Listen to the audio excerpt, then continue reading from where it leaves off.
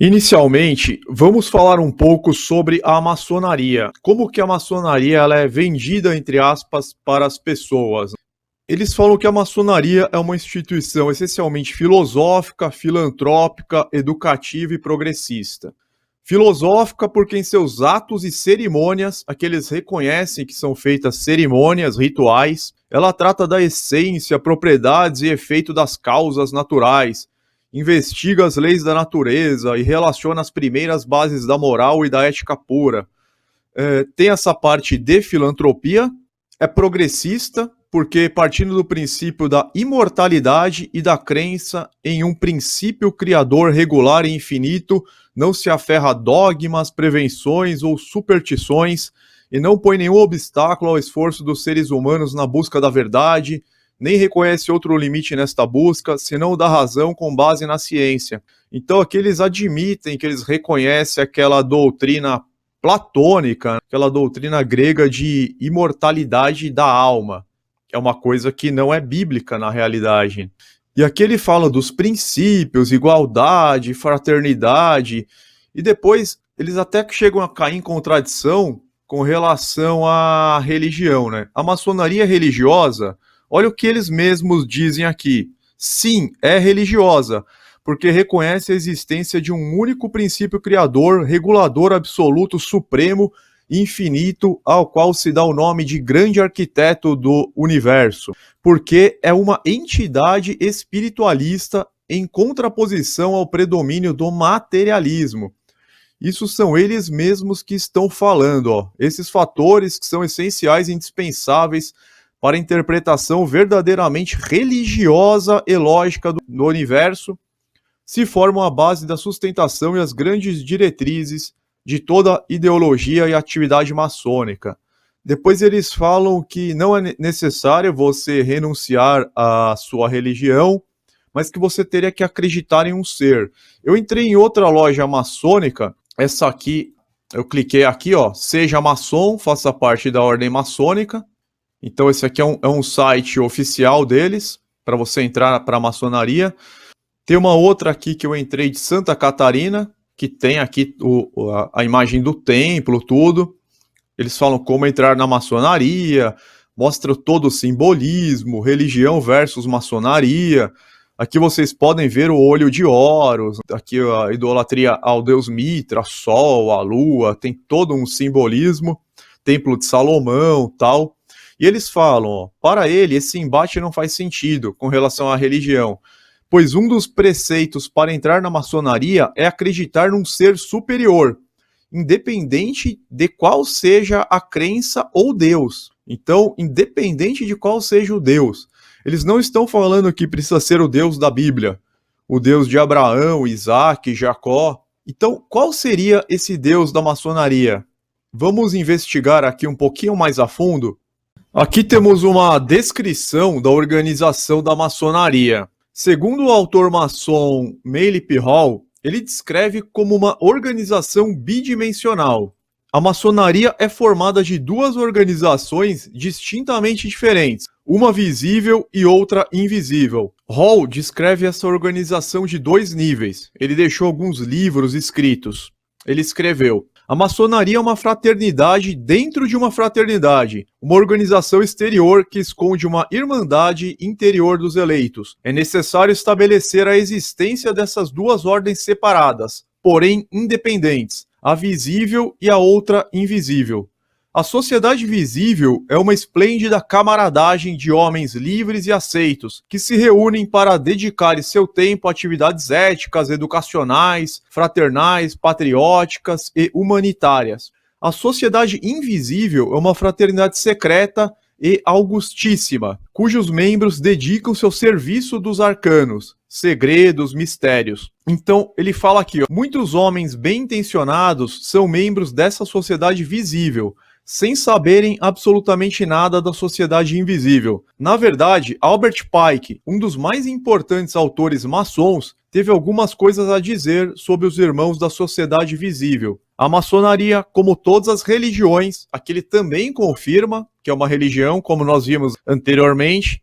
A maçonaria, como todas as religiões, todos os mistérios, o hermetismo e a alquimia, esconde seus segredos de todos, exceto dos adeptos e sábios, ou eleitos, e usa falsas explicações e falsas interpretações sobre seus símbolos, para enganar aqueles que merecem somente ser enganados, para esconder a verdade, que chama de luz, e afastá-los dela. Então ele deixou um livro aqui, Morals and Dogma. Pike diz que a maçonaria é uma religião da ordem dos mistérios satânicos, da mesma categoria que a filosofia hermética e a alquimia. Nós vimos anteriormente que eles de fato se denominam como uma religião e que se dedicam à filosofia. A maçonaria esconde seus segredos dos irmãos que estão na sociedade visível exterior, independente do grau deles. Somente os eleitos na sociedade invisível interna é que conhecem a verdade. Os pobres irmãos na sociedade visível recebem uma dieta de falsas explicações e falsas interpretações de seus símbolos. Por que razão esses pobres homens na sociedade visível merecem somente ser enganados?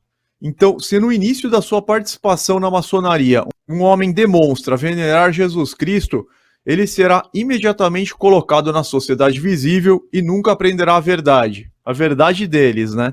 Nunca será considerado um adepto ou um sábio, ou um dos eleitos, pois esses termos são reservados somente para os membros da sociedade invisível. Ele será um daqueles que aprendem mentiras sobre as doutrinas da maçonaria e que deliberadamente recebem falsas explicações sobre seus símbolos para que simplesmente pensem que conhecem a verdade. Em seguida, Pike completa suas instruções sobre o engano intencional dos membros da sociedade visível, dizendo, portanto, a maçonaria zelosamente esconde seus segredos e leva os intérpretes presunçosos ao erro. Isso está na página 105 do livro dele. Os membros da sociedade visível são chamados de massas e constituem 95% de toda a maçonaria. Se uma pessoa não é capaz de aceitar a verdade que o núcleo interno e invisível da maçonaria realmente adora e serve a Satanás, então essa verdade tornar-se-ia mortal para ela. Portanto, as ficções são necessárias para que os maçons visíveis não fiquem tão desnorteados que deixem a maçonaria e exponham seus segredos internos. Há um pequeno parágrafo que define correta e conscientemente o coração e a alma da fraternidade invisível da maçonaria. Vejamos mais uma citação de Meili Pihal. Quando o maçom aprende que o segredo para o guerreiro é a correta aplicação do dínamo no poder da vida, ele aprendeu o mistério da sua arte. As energias ardentes de Lúcifer estão em suas mãos.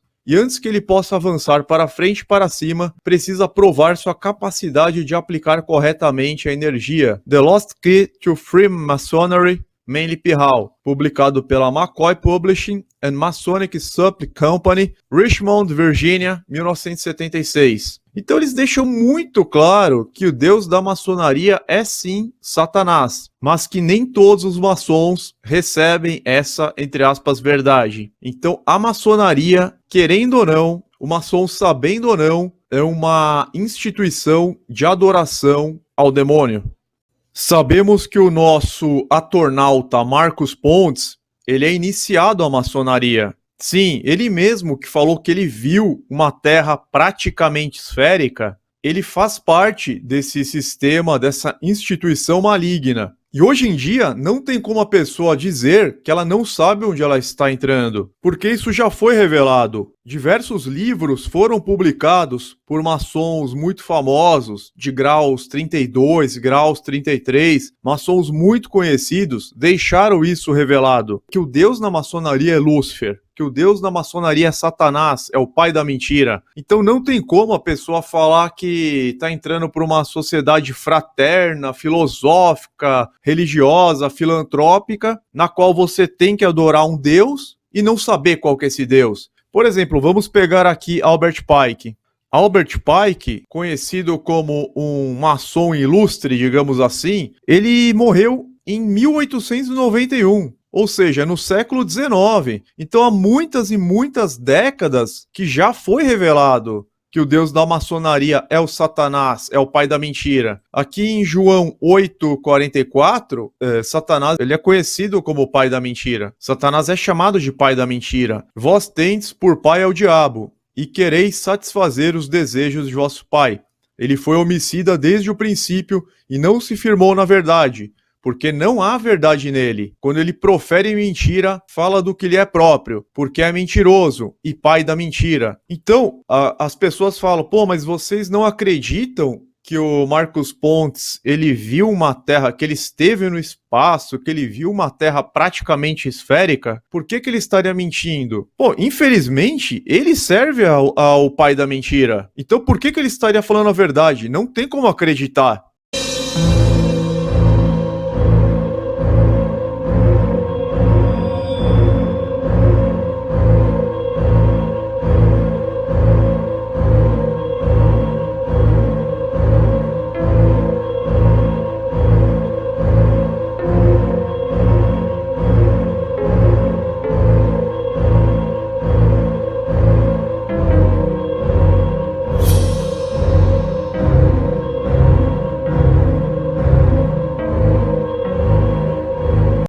Agora vamos analisar o seguinte: será que o Marcos Pontes foi para o espaço ou foi apenas para as famosas piscinas da NASA?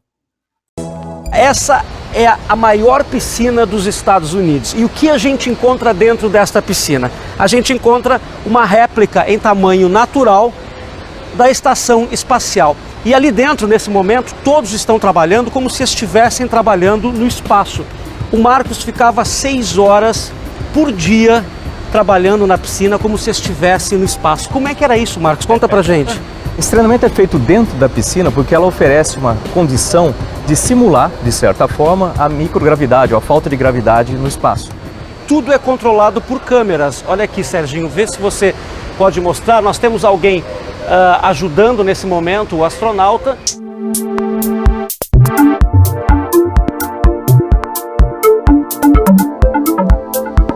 E se você prestar atenção em cima, você está vendo esses cabos?